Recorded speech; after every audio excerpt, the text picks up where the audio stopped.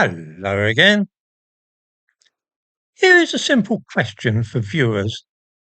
Do any of them address their line managers at work as Sir? Do any of them have to ask permission to use the lavatory? At one time, of course, such practices were common in British workplaces, but not really in the modern world, not these days. Can anybody think of any situation in this country where people still call their superiors Sir, need to ask permission to urinate, and are marched around in squads of 30 or so people? I can think of three such settings, which are prisons, the army, and of course schools. School is therefore a very odd setup. It's not particularly brilliant preparation for the real world. The strange thing is that few people in this country realise that school has never been compulsory for children in Britain. There is no obligation, never has been, to send your children to school, and neither do you need to seek permission from anybody if you choose not to do so. Simply don't send them at the age of 5, and there's no more to it than that. Of course, if you do register them at school, then you are legally required to ensure that they attend regularly, which is why parents can be fined for taking them on holiday in term time. The advantages of teaching your own children are many and varied. There can be little doubt that a child will benefit far more educationally from one-to-one tuition in a relaxed domestic setting than they will in a group of 30 children being instructed by a single person. Only a small part of the time that children spend at school is spent actually learning. A good deal is wasted because the teacher has to deal with getting the class to settle down or perhaps deal with disruption, get kids to move from place to place. This is the case even in the best schools, that actual tuition is only a small part of the day's work. The child being educated at home can ask a question at any time and have it answered immediately and in detail.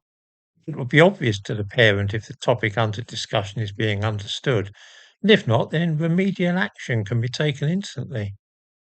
In the classroom, children can sit through an entire lesson unable to make head nor tail of what is being taught, and it's unlikely that the teacher will even notice.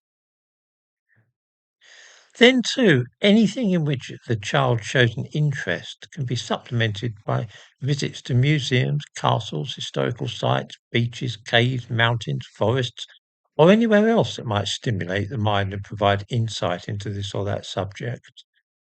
Such expeditions are possible only once or twice a year for school children. In fact, home education is something of a misnomer because an awful lot of the education takes place outside the home. The home-educated child gets out and about and meets far more people than the child or pupil who's confined to school. Two problems about this type of learning probably strike the average viewer. One is that it's surely expensive or requires one parent to stop working entirely and to live on the salary only of the other person who's working. It's not so. The answer is that two parents who are both working part-time can arrange well enough, although it does mean being hard up. One must forget about new cars and expensive electronic gadgetry or holidays abroad. It can be done, though. The other thing which many people mention is socialization, but this is only ever mentioned as a good thing when home education is being discussed. That's when people mention that home educated children are missing out on this thing called socialization. Ask yourself when last you heard the parent of a child at school say, I'm so pleased about the habits which Johnny is learning from his new classmates. His language is far more sophisticated and precise these days. Or do they perhaps say, gosh, Mary has improved so much socially since she started secondary school. Her behaviour and general conduct is so much better.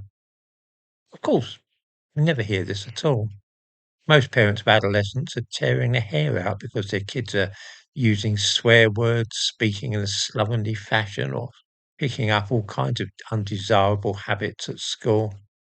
They often complain about bullying or peer pressure. I have never heard the parents of a school pupil talk favourably about socialization.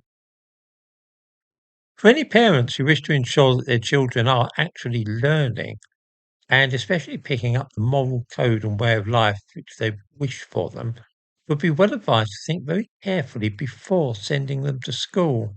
The damage which such places can inflict upon vulnerable young people is simply immense.